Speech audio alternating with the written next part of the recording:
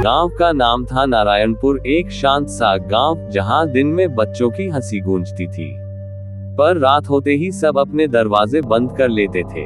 हर कोई जानता था कि गांव के बाहर जो पुरानी हवेली है, वहां कोई परछाई का साया रहता है। एक बार एक बुजुर्ग ने आरव से कहा था, बेटा, उस हवेली से दूर रहना, वहाँ जो दिखता है वो इंसान नहीं होता। आरव ने हंसकर कहा, दादू, वो सब अंधविश्वास है, मैं जाकर देखूंगा। सबने उसे रोका, पर उसकी जिज्ञासा उसे रोक नहीं सकी। अंधेरी रात, पूरा गांव सो चुका था। हवा में अजीब सी सर्दी थी, जैसे किसी ने सांस रोक रखी हो। आरव टॉर्च लेकर चुपचाप घर से निकला। कुत्ते अचानक भौंकने लगे और जंगल से फू फू की आवाज आने लगी। जैसे ही वो हवेली के पास पहुंचा, पेड़ों की टहनियां कांपने लगी। एक टूटा हुआ बोर्ड हिल रहा था, जिस पर लिखा था, यहाँ रुकना मना है।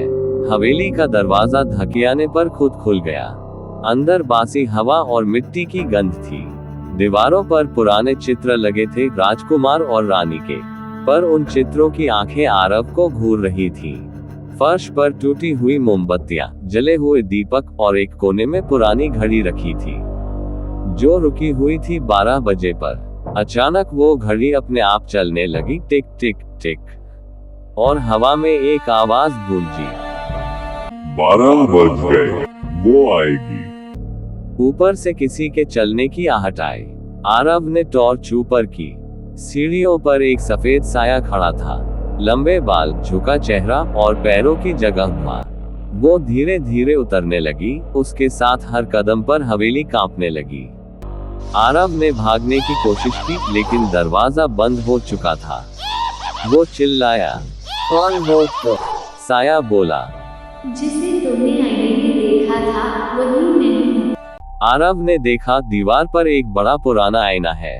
वो चमक रहा था, जैसे अंदर कोई रोशनी हो। आईने में किसी और का चेहरा झलक रहा था। वो एक लड़की थी, रानी के कपड़ों में।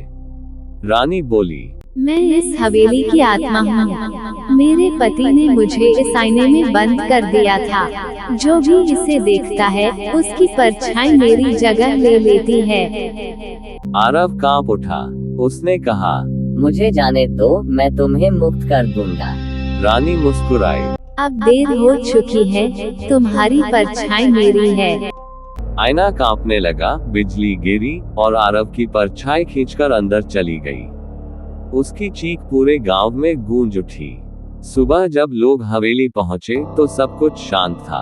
बस दीवार पर वही आईना टंगा था और उसमें आरव की परछाई हिल रही थी, पर कमरा खाली था। लोगों ने डर के मारे हवेली को बंद कर दिया और तब से किसी ने उस ओर रुख नहीं किया। कई साल बाद एक नई फैमिली ने वो हवेली खरीदी। उनकी छोटी बेटी ने पूछा, माँ, इस पुराने आईने में कौन है? वो मुझे देखता क्यों है?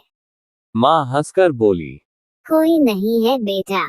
पर उसी रात आईने में आरव मुस्कुराया और फुसफुसाया, अब मेरी बारी है बाहर आने की। इस कहानी से हमें गहरी सीख मिलती है।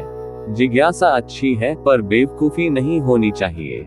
आरव ने सिर्फ अपनी जिज्ञासा के लिए गांव की चेतावनी को अनदेखा किया और उसी ने उसकी जान ले ली।